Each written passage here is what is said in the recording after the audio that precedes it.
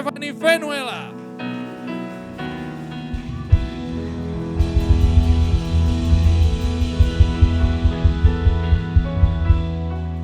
Oke, happy Sunday semuanya. Again, siapa kita? Silakan duduk semuanya. Aduh Anas, lucu banget emang jokes pagi ini yang luar biasa ya. Seketika semua orang lupa diri. Siapa kita? Siapa kita? Aduh geli banget. Oke, teman-teman sebelum kita mendengarkan firman Tuhan hari ini kita berdoa dulu yuk. Tuhan Yesus terima kasih buat hari ini kami bersyukur.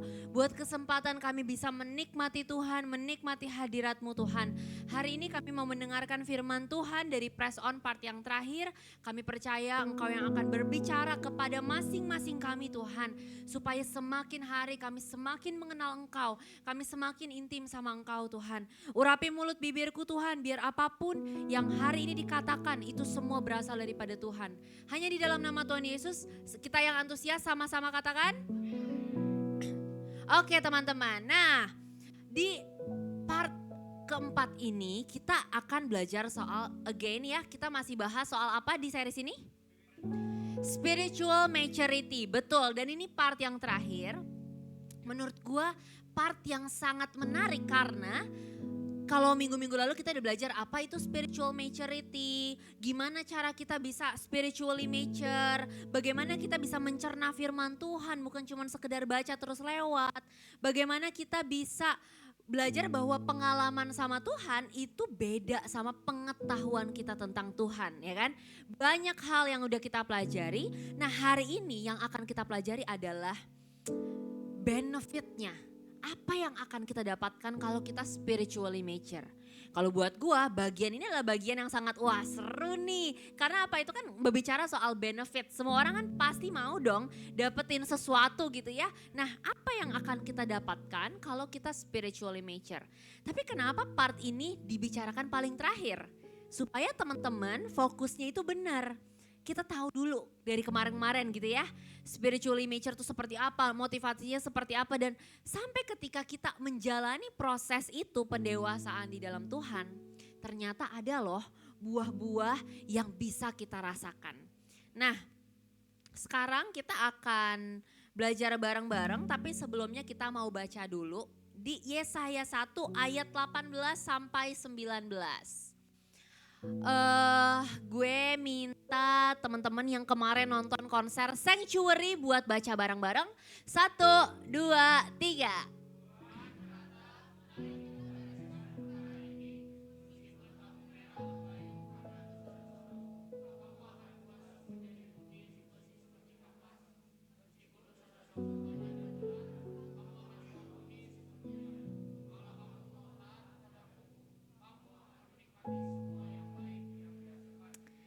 Yes, amin.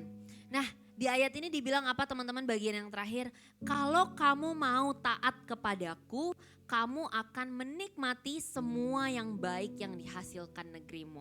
Artinya kita sekarang mau lihat nih ya, kalau kita taat sama Tuhan, kalau kita spiritually mature, kalau kita mengenal Tuhan lebih dalam, Tuhan menjanjikan gitu ya, bahwa kita akan menikmati apa yang baik. Nah apa sih yang bisa kita menikmati gitu ya? Apa yang bisa kita nikmati, apa yang bisa kita alamin? Hari ini gue mau bahas dari 2 poin. Yang pertama adalah what is the purpose of being spiritually mature? We can enjoy God as a person. We can enjoy God as a person. Nah poin ini teman-teman, gue pengen kita benar-benar mengerti esensinya. Menikmati Tuhan sebagai seorang pribadi.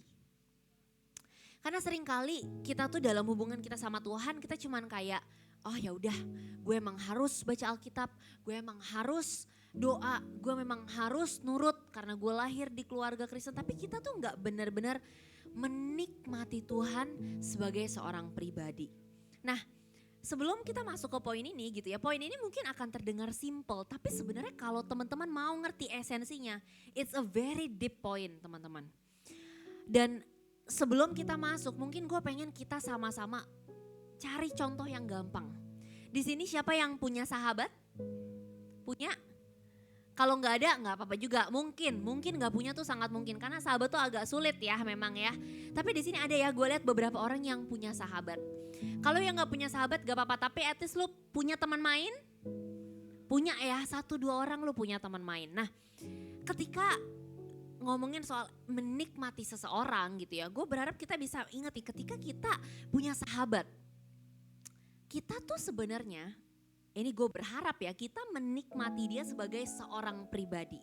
Dalam arti kita sahabatan sama dia bukan karena dia suka traktir kita, bukan karena dia suka kasih kita kado, bukan. Bahkan lu traktir gue atau gak kasih gue kado pun, gue tuh enjoy being with you. Karena lu sahabat gue. Lu tuh banyak lah hal ya, misalkan lu tuh pendengar yang baik, lu tuh lucu, kocak banget, kalau ngumpul sama lu gue pasti ngakak abis gitu kan. Lu tuh pengertian, kayaknya kita kalau belajar bareng gue ngerasa sangat dipeduliin dan sebagainya. Ada banyak faktor yang membuat kita bisa merasa menikmati seseorang. Tapi maksud gue di situ, ketika kita menikmati waktu kita bersama dengan seseorang, itu bukan karena dia ngasih kita kado atau karena dia traktir atau bukan karena apa yang sekedar dia berikan buat kita. Tapi karena memang kok nyaman ya berada di dekat lu, kok nyaman ya diperhatiin, dikasihi gitu. Nah ini yang namanya, mungkin ini adalah contoh simple gitu ya, enjoy seseorang gitu. Nah kita bisa kayak gitu gak sih teman-teman sama Tuhan? Coba kalian refleksi gitu ya dalam hidup ini. Apakah selama ini kita cuman enjoying his gift but not himself? Apakah selama ini kita cuman enjoy Tuhan ya ketika janji-janji Tuhan lagi dinyatakan dalam hidup kita. Ketika kita lagi dapat mujizat. Ketika kita lagi dapat apa yang kita mau. Baru kayak wah Tuhan baik banget. Tapi kalau kita lagi flat-flat aja, gue susah nih merasakan Tuhan. Gue susah nih menikmati Tuhan. Padahal Tuhan tetap di situ loh. Tuhan tetap pribadi yang sama. Nah, kita pengen baca satu ayat yang menurut gue sangat powerful. Di Ayub 22 ayat 24 sampai 26. Yang cewek-cewek boleh baca 1, 2, 3.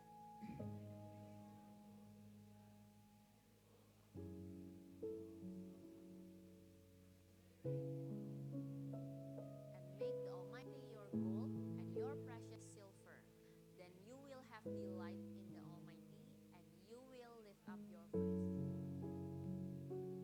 Di ayat ini dibilangin, simpelnya adalah emas perak lo taruh di tanah.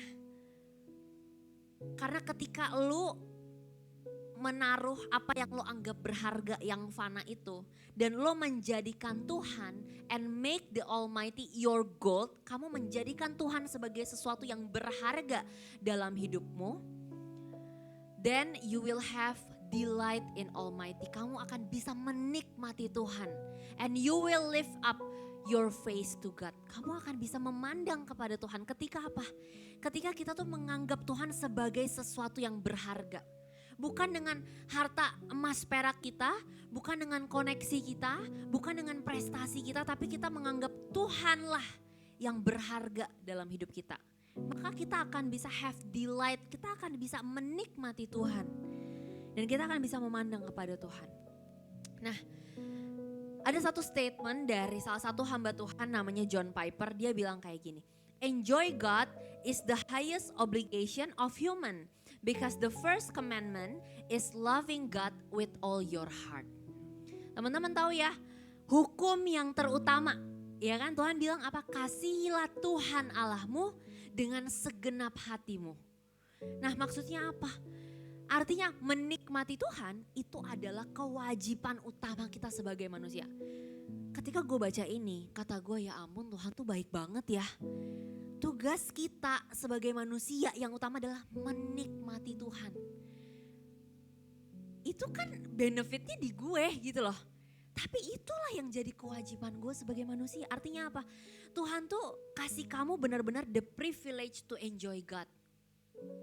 Kenapa kita obligasi kita atau kewajiban kita dalam menikmati Tuhan yang tadi? Karena hukum yang terutama adalah mengasihi Tuhan. Ketika kita belajar mengasihi Tuhan karena kita menyadari betapa Tuhan udah mengasihi kita. Di situ kita akan bisa menikmati Tuhan, pribadinya Tuhan, Tuhan yang adil, Tuhan yang gak pernah meninggalkan kita, Tuhan yang setia. Itu kita akan menikmati semua. Nah, sekarang gue juga mau kita punya perspektif yang benar tentang loving God. Loving God is not first working for God. Mengasihi Tuhan itu bukanlah kamu melakukan sesuatu dulu untuk Tuhan. Makanya kamu dianggap mengasihi Tuhan. Di Yohanes 14 ayat 15 dibilang apa? If you love me, you will keep my commandments. Kalau kamu mengasihi aku, kamu akan menuruti perintah-perintahku. Kamu akan mentaati perintah-perintahku. Tuhan gak bilang, kamu mengasihi aku karena kamu menjaga perintahku. Bukan. Tapi Tuhan bilang, if you love me, jika kamu mengasihi aku, maka kamu akan mentaati perintah-perintahku. Artinya apa? Artinya love is first. Kasih itu yang duluan. Kita bukan mengasihi Tuhan dan dikasihi Tuhan karena kita anak yang baik. Bukan. Bagus kalau kita baik, kita taat sama firman Tuhan. Yes, itu adalah bukti kita mengasihi Tuhan. Tapi itu bukan penyebab awal kenapa kita mengasihi Tuhan. Justru karena kita mengasihi Tuhan, commandment keeping follows. Maka kita akan mentaati firman Tuhan. Karena ketika kita mengasihi, kita nggak mau menyakiti hati orang yang kita kasihi, betul? Kalau di sini teman-teman terjebak di dalam relationship yang katanya dia sayang lu tapi dia terus-menerus menyakiti lu, artinya dia gak sayang lu guys. Titik aja gitu. Jadi tolong sadar, karena kasih sayang itu gak menyakiti. Doing is fruit, loving is root. Artinya adalah kamu mengasihi Tuhan. Makanya kamu bisa melakukan perintahnya Tuhan. Makanya kamu bisa menikmati Tuhan. Dan semua boundaries yang Tuhan kasih, kamu gak akan anggap itu sebagai sebuah, emang jadi orang Kristen ribet banyak peraturan. Enggak, karena kamu tahu akarnya adalah kamu mengasihi Tuhan karena Tuhan udah mengasihi kamu. Jadi kita commandment keepingnya itu karena kita tahu ini boundaries yang Tuhan set demi kebaikan gue. Nah, jadi kayak tadi ya teman-teman, kita balik ke perumpamaan simple kita. Ketika kita punya sahabat, kita menikmati dia gitu ya, menikmati waktu bersama dengan dia, menikmati persahabatan kita sama dia. Ada di sini yang udah sahabatan dari SD sampai sekarang? Ada yang punya sahabat SD? Gue juga punya sahabat SD. Kalau TK enggak, gue udah lupa. Kalau SD punya, walaupun cuma 2 orang, tapi gue menikmati waktu gue sama mereka dengan musim-musim hidup yang udah berubah dan segala macam. Tapi ini akan lanjut ke poin gue yang kedua. Kalau gue bilang tadi kita menikmati waktu bersama dengan sahabat kita bukan karena apa yang dia kasih. Ya kan, bukan karena kadonya, bukan karena rumah dia bagus, bukan. Tapi ketika kita bersahabat dengan dia, otomatis kita juga akan merasakan kebaikan-kebaikan hatinya. Contohnya ya kalau kita ulang tahun kita dikasih kado. Kalau dia ulang tahun kita ditraktir makan. Itu juga akan jadi efeknya karena kita bersahabat sama dia. Nah ini lanjut ke poin yang kedua. Ketika kita menikmati Tuhan, otomatis kita itu juga akan merasakan karakter-karakternya Tuhan. Kita akan merasakan perbuatan-perbuatannya Tuhan. Kita akan hidup di dalam poin yang kedua, living in God's promises. Tapi gue gak taruh ini di poin yang pertama. Kenapa? Karena tadi gue mau kita punya perspektif yang benar to enjoy God as a person, not just His gift. Tapi when we enjoy God as a person, automatically pasti kita akan menikmati hadiah-hadiahnya Tuhan. Kita akan menikmati janji-janjinya Tuhan. Karena Tuhan itu sayang sama kita. Nah, di poin yang kedua ini, living in God's promises. Gue mau kita sama-sama baca di Yohanes 15 ayat 7 yang laki-laki. 1, 2, 3.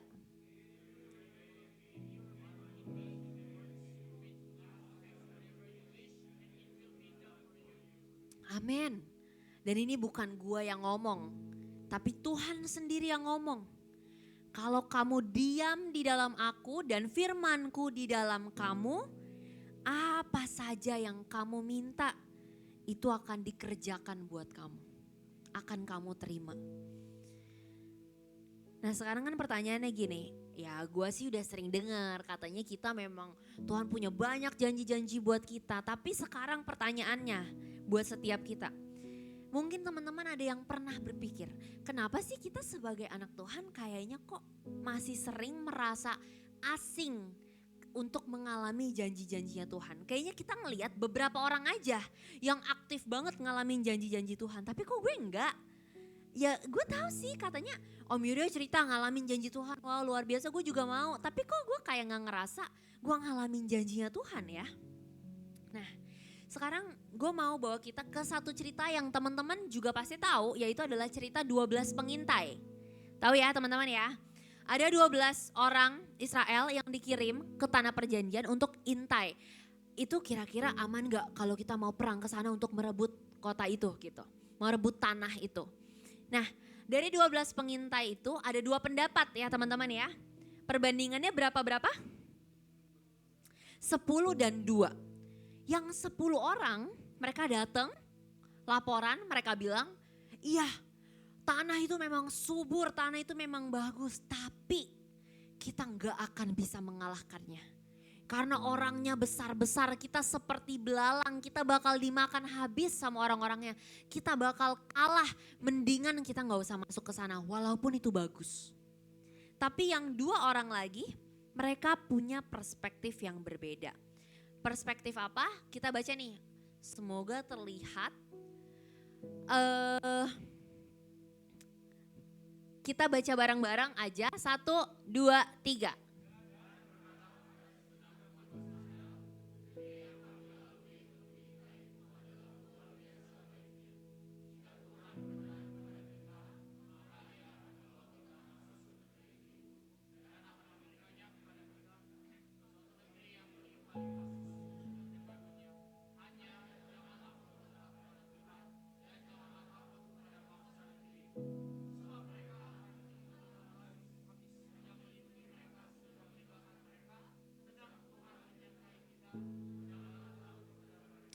Yes, wah gue sih amazed banget ya sama yang 2 orang ini. Di saat 10 orang lainnya menyampaikan laporan yang bertolak belakang dari apa yang mereka katakan. Tapi mereka dengan berani bilang, yang gue mau highlight adalah janganlah memberontak kepada Tuhan. Dan janganlah takut kepada bangsa negeri itu sebab mereka akan kita telan habis. Kenapa kita sering mendengar orang-orang Kristen merasakan janji-janji Tuhan, tapi kok kayaknya gue gak ngalamin janji-janji Tuhan yang wow, yang kayaknya orang tuh gampang banget ya klaim janji Tuhan, iya gue klaim terus langsung dapet. Kok kita enggak ya rasanya? Yang gue doain bertahun-tahun aja gak kelihatan nih ujungnya. Nah, gue mau aja kita punya 2 perspektif ini loh teman-teman. Ketika kita belajar dari cerita 12 pengintai ini, Opa Bill Johnson pernah ngomong gini, ada kalanya kamu akan dating, they choose wisdom, but actually they choose fear. Ada kalanya kamu akan dibilang sama dunia, kalau berhikmat tuh harusnya lo pilih yang ini, itu gak aman coy, itu lo gak aman coy. Tapi sebenarnya kamu sedang memilih ketakutan. Dia bilang gini, if you move in fear, your friends will call you wise. But you just won't move many mountains. Kalau kamu bergerak dalam ketakutanmu, orang-orang akan bilang kamu itu benar. Emang sekarang kondisi lagi gak oke, jangan macem-macem. Mereka akan berpikir kamu bijaksana. Tapi kamu hanya gak akan melihat gunung-gunung yang bisa Tuhan pindahkan. Pas mendengar statement ini, gue berkaca dalam hidup gue gitu ya. Ini sering banget terjadi dalam hidup gue. Seringkali gue melakukan sesuatu yang menurut orang lain tuh lu terlalu naif. Lu terlalu polos. Harusnya lu gak milih keputusan itu. Apa untungnya buat lu? Justru lu harus mengorbankan banyak hal untuk itu. Dan orang-orang akan berpikir gue gak bijaksana. Orang-orang dunia ya, yang gak ngerti apa yang sedang gue kerjakan di dalam Tuhan. Mereka akan berpikir buat apa? Lu cuman merugikan diri lu sendiri. Tapi gue diingetin Tuhan bahwa Tuhan, aku tuh gak perlu validasi dari orang lain bilang aku cukup pinter. Bilang aku cukup bijaksana menurut perhitungan mereka. Karena hidup aku itu diatur bukan dengan perhitungan matematika dunia. Tapi hidup aku diatur dan dihitung sama perhitungannya Tuhan. Dan perhitungannya Tuhan itu emang selalu selisih teman-teman. Tuhan itu gak pernah balance. Karena Tuhan selalu ngasih lebih daripada apa yang bisa kita lakukan. Apa yang kita punya. Jadi gak apa-apa kalau misalkan orang bilang, lu gak pakai otak nih ngitungnya. Ya karena memang gue ngitungnya bukan pakai otak, gue pakai iman. You just won't move many mountains. Gue bilang ke Tuhan, gue gak apa-apa gak dibilang wise sama orang. Tapi yang penting gue bisa ngelihat Tuhan pindahin gunung yang ada di hadapan gue. Dan kalau dengar statement ini, gue pengen angkat ceritanya senior pastor kita. Teman-teman pasti udah sering dengar, dia sering cerita. Ketika Om Yuryo memutuskan untuk full time menjadi seorang pendeta. Waktu itu Om Yuryo bekerja di sebuah pabrik, menjadi manajer, naik gaji 3 bulan sekali, bener ya? Teman-teman tahu ceritanya, naik gaji 3 bulan sekali. Rumah, mobil udah dikasih semua. Kalau menurut orang dunia, wise gak sih lu ninggalin semuanya? Ya jelas enggak dong, kayak lu gak mikir. Lu udah menikah nih, harus ngidupin keluarga lu dan segala macam. Tapi lu malah ninggalin semuanya dan mulai semuanya dari nol. Membangun sebuah gereja yang Om Yuryo bilang sendiri di hari-hari pertamanya aja dia yang jadi OB, dia yang konseling, dia yang khotbah, semua dia yang lakukan. Dia yang capek. Buat apa? Ya kan kalau kata orang-orang. Tapi ketika Om Yuryo belajar untuk taat. Oke, gak apa-apa. Orang bilang gue bodoh. Orang bilang gue gak masuk akal. Gak apa-apa, gue mau taat lakukan. Berapa banyak gunung-gunung yang kita lihat Tuhan singkirkan, Tuhan kasih jalan buat gereja ini bisa jadi seperti sekarang.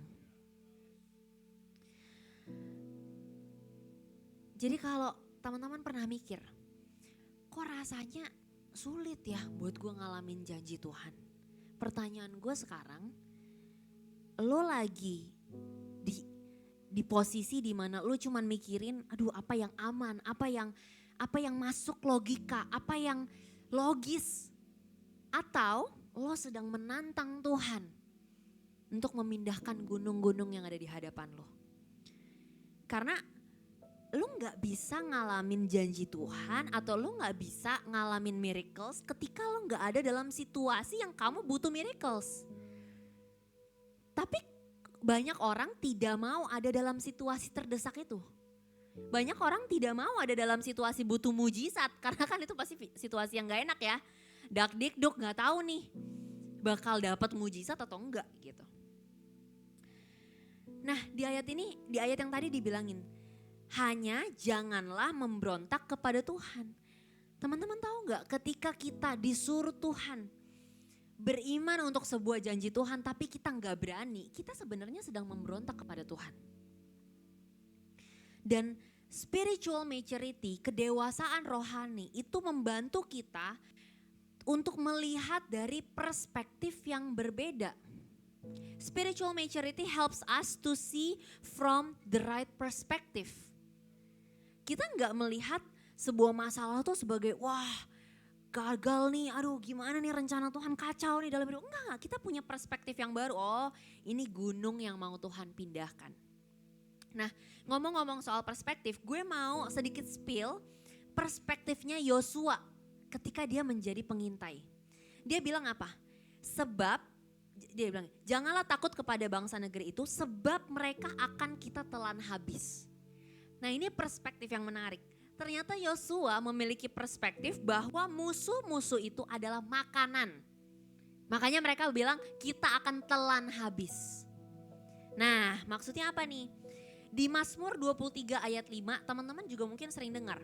Yang engkau menyediakan meja hidangan di hadapan lawanku. Teman-teman tahu ayat itu? Mungkin kita anggapnya kan kayak lagi ada musuh Tuhan siapin meja hidangan oke. Tapi maksudnya apa sih sebenarnya gitu ya makna di balik itu. Meja makan itu adalah sebuah tempat untuk nourishment. Di meja makan kamu bukan tidur teman-teman ya enggak. Kamu makan, mengisi asupan tubuh ya kan. Dan di meja makan itu adalah tempat untuk fellowship, untuk connection. Gue tahu mungkin gak semua orang punya keluarga yang suka ngumpul di meja makan. Mungkin gak semuanya punya privilege itu. Tapi at least kalau misalkan lo di meja makan kampus, di meja makan restoran sama temen lo nongki. Meja makan itu adalah tempat lo ngobrol. Tempat lo bangun hubungan. Jadi meja makan itu berbicara soal nourishment and also about fellowship, relationship. Nah,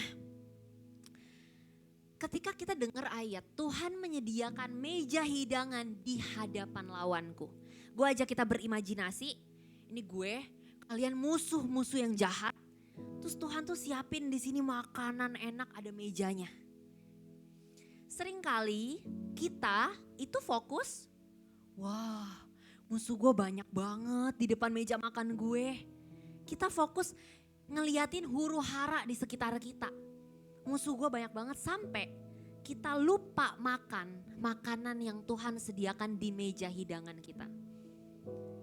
Padahal maksudnya Tuhan, lo harus menyerap nutrisi ini dulu nih.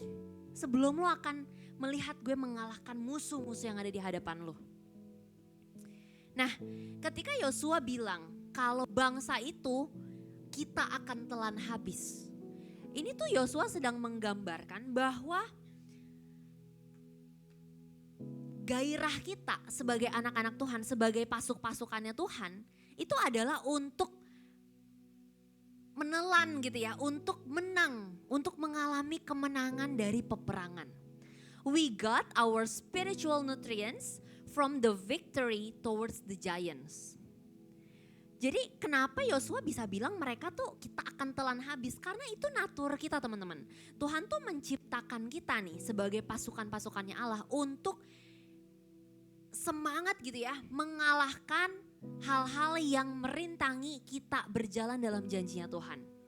Dan teman-teman tahu peperangan itu ketika kita mengalahkan musuh-musuh itu adalah nutrisi spiritual buat kita.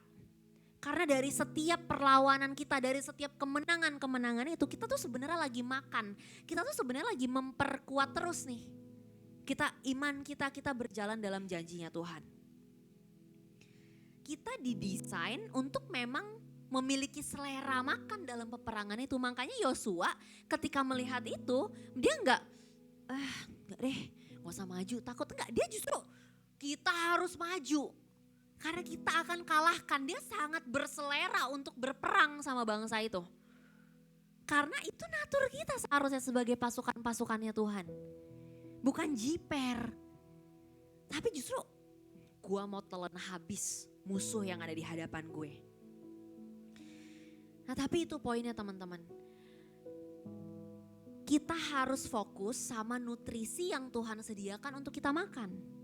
Bukan kepada semua huru hara musuh di sekitar kita, karena ketika kita fokusnya sama ini kita mungkin akan keluar nih sebagai pemenang. Tapi kita kelaparan karena kita gak dapet spiritual nutrient yang seharusnya kita babat habis di tengah proses peperangan itu. Nah sekarang teman-teman mungkin bisa berefleksi gitu ya. Mungkin kalian ada di dalam suatu masalah, suatu proses kehidupan yang gak enak. Pastikan kalian makan ya di meja hidangan yang Tuhan sediakan di hadapan musuh-musuh kalian. Jangan cuma fokus sama masalahnya. Abis itu nanti kalian keluar dari masalah itu dan gak dapet apa-apa. Kalian harus babat habis spiritual nutrisi itu. Supaya kalian tuh bernutrisi untuk peperangan-peperangan selanjutnya. Nah ini maksudnya apa sih dalam kehidupan kita gitu ya. Gue baru aja dipercayakan Tuhan untuk masuk ke musim pekerjaan yang baru. Nah, di pekerjaan gue sebelumnya, banyaklah tantangan-tantangan yang gue alamin. Hal-hal yang membuat gue pusing, hal-hal yang membuat gue dilatih kerendahan hatinya untuk bisa menghormati pemimpin dan segala macam. Banyak banget yang diproses sama Tuhan dalam hidup gue. Tapi gue gak mau melewati journey itu hanya sekedar, ya udah yang penting gue dapat kerja baru, yang penting dapat kerja baru. Enggak. Yang penting itu bukan gue resignnya terus gue dapat kerja baru. Tapi yang penting musim gue 1 tahun kemarin gue udah belajar apa. Dan gue mau pastikan setelah gue melewati 6 bulan pertama gue sadar gue tuh gak makan nutrisinya. Karena gue penuh dengan sungut-sungut, gue penuh dengan kenapa sih kayak gini situasinya, gue fokus sama masalahnya.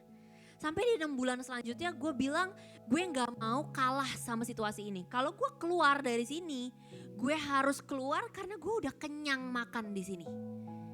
Nah artinya apa? Gue menikmati proses itu, menikmati semua proses di tempat sama Tuhan itu, ya gue benar-benar makan nutrisinya supaya ketika gue keluar dari perjalanan ini, gue tuh udah makan, gue udah dapetin sesuatu yang baru, gue tuh udah jadi orang yang berbeda.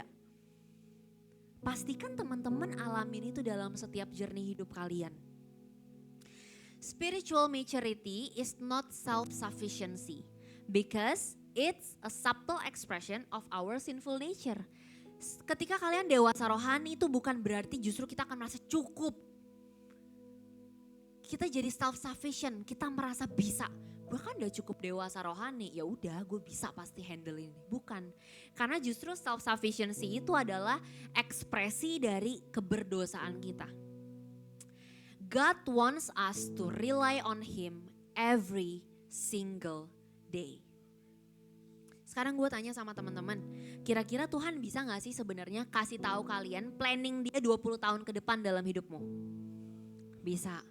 Kira-kira Tuhan bisa gak sih kasih kamu investasi awal nih 1M buat lo hidup 100 tahun lagi, bisa gak? Bisa. Tapi kenapa Tuhan gak lakukan itu? Kenapa Tuhan kasih bangsa Israel mana itu setiap hari, bukan tiap hari Minggu ya lu kumpulin buat seminggu. Justru kalau lu kumpulin busuk. Tapi kenapa Tuhan kasih setiap hari, setiap pagi? Karena Tuhan tahu kalau lu dikasih sekarang 1M lu gak doa lagi teman-teman. Kalau lu dikasih sekarang 1M tahun depan udah habis. Karena Tuhan tahu. Supaya kamu mencari Tuhan setiap hari itu perlu adanya namanya kebergantungan setiap hari sama Tuhan. Not self-sufficiency.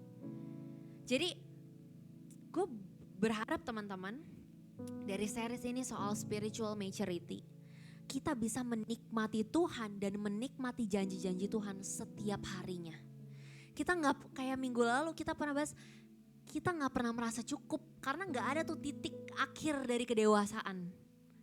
Kita selalu belajar, kita terus berproses, kita semakin kenal Tuhan setiap harinya. Nah untuk menutup khotbah gue hari ini, gue pengen kita menambah sedikit fakta unik gitu ya. Jadi ada namanya seseorang namanya Thomas Jefferson, dia tuh presiden Amerika yang ketiga kalau gue gak salah. Ya betul, presiden Amerika yang ketiga. Dia ini membuat Bible versi dia sendiri, namanya The Jefferson Bible, The Life and Morals of Jesus of Nazareth. Uniknya di Alkitab Jefferson Bible ini, dia itu menggunting hanya bagian-bagian perintah Tuhan, kehidupan Tuhan, tapi dia membuang semua bagian-bagian soal miracles-nya Tuhan. Jadi Alkitabnya dia sunting sendiri, dia editornya. Dia hanya potong, dia hanya masukkan bagian-bagian soal hukumnya Allah, soal hidup Tuhan Yesus, tapi dia tidak masukkan keajaiban-keajaibannya Tuhan Yesus. Jadi di Alkitab ini gak ada kisah soal kebangkitan Tuhan Yesus. Nah, dia mungkin memotongnya dengan gunting gitu ya, dan kita pikir gila parah banget nih orang berani-beraninya gitu ya. Tapi sebenarnya tanpa sadar, sebenarnya kita suka loh menjadi Jefferson dalam kehidupan kita. Kita cuman potong bagian yang kita mau tahu dari Tuhan. Tapi kita buang janji-janji Tuhan atau hal-hal lain yang ada di Alkitab yang kita gak mau percaya atau kita gak mau lakukan. Pas gue baca ini pas gue baca gila nih orang berani-beraninya motong-motong Alkitab dikurang-kurangin ditambah-tambahin gitu ya. Tapi iya ya ternyata dalam hidup ini kita juga terkadang melakukan hal itu bukan dengan gunting. Tapi dengan pikiran kita sendiri. Dengan ketidakpercayaan kita sendiri. Nah hari ini di small group teman-teman masing-masing gue pengen kita sama-sama berefleksi. Kita udah belajar soal spiritual maturity. Hari ini gue pengen teman-teman share.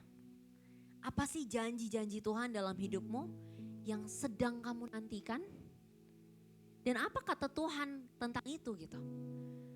Jangan sampai kita cuma motong bagian yang kita mau tahu aja, yang kita mau klaim aja. Dan teman-teman juga boleh share kalau ada janji-janji Tuhan yang udah pernah dilakukan dalam hidup kalian selama ini. Apa aja sih kebaikan-kebaikan Tuhan, even itu hal yang kecil, kalian share sama teman-teman kalian. Karena dengan kita menikmati Tuhan dan menikmati merenungkan janji-janjinya Tuhan yang udah terpenuhi dalam hidup kita, di situ kita juga akan semakin spiritually mature. Karena kita akan lebih mengenal lagi, gila ya Tuhan tuh luar biasa ya. Kita akan amazed sama apa yang Tuhan udah lakukan dalam hidup kita. Oke? Series kita selesai tentang spiritual maturity, tapi gue berharap di small group kita masing-masing kita bisa terus saling menajamkan, kita bisa terus saling belajar. Gak ada yang namanya, oh gue udah cukup dewasa atau gue gak akan bisa, gue gak akan, enggak. Kita semua belajar untuk menjadi lebih dewasa. Gue undang kita semua untuk bangkit berdiri.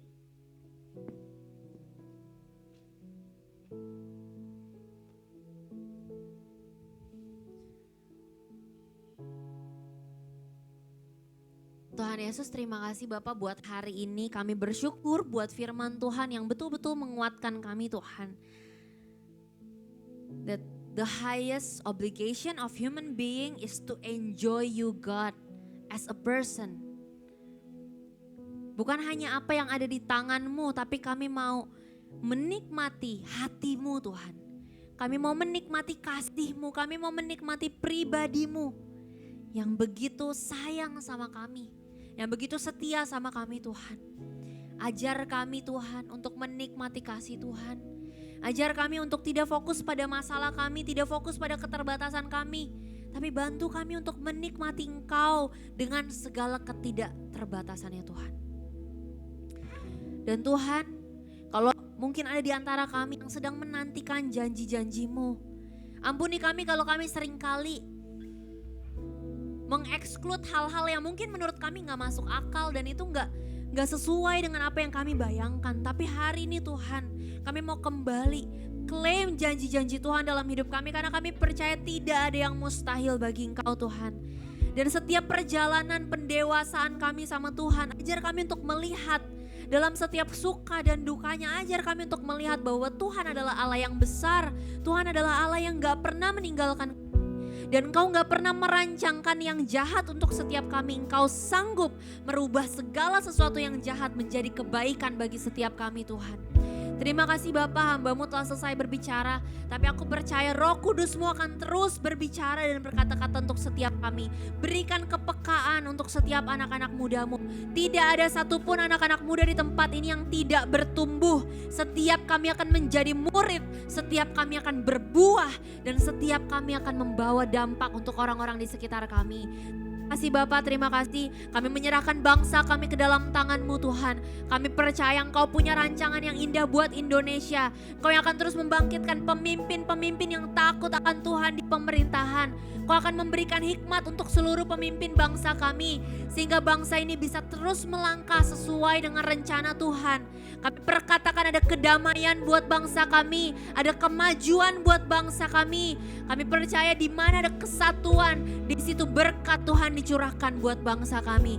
Terima kasih Bapak, terima kasih. Sebelum kami mengakhiri ibadah ini, kami mau menerima berkat yang daripada Tuhan. Mari kita mengangkat kedua tangan kita untuk bersama-sama menerima berkat yang terbaik dari Tuhan. Diberkatilah hidupmu, diberkatilah pekerjaan, sekolah, kuliah, pendidikan, usahamu, apapun yang kau lakukan, Tuhan yang akan buat berhasil. Biarlah Tuhan terus mengangkat engkau naik menjadi kepala dan bukan ekor. Biarlah engkau terus menjadi terang dan garam Tuhan dimanapun Tuhan menempatkanmu. Biarlah kiranya berkat yang terbaik dari Allah Bapa, cinta kasih dari Yesus Kristus, dan persekutuan yang manis dengan Roh Kudus menyertai kita semua mulai dari hari ini bahkan sampai selama-lamanya. Mari kita semua yang percaya dan diberkati sama-sama katakan amin. Tuhan Yesus memberkati. Bisa masuk ke dalam small group. Bisa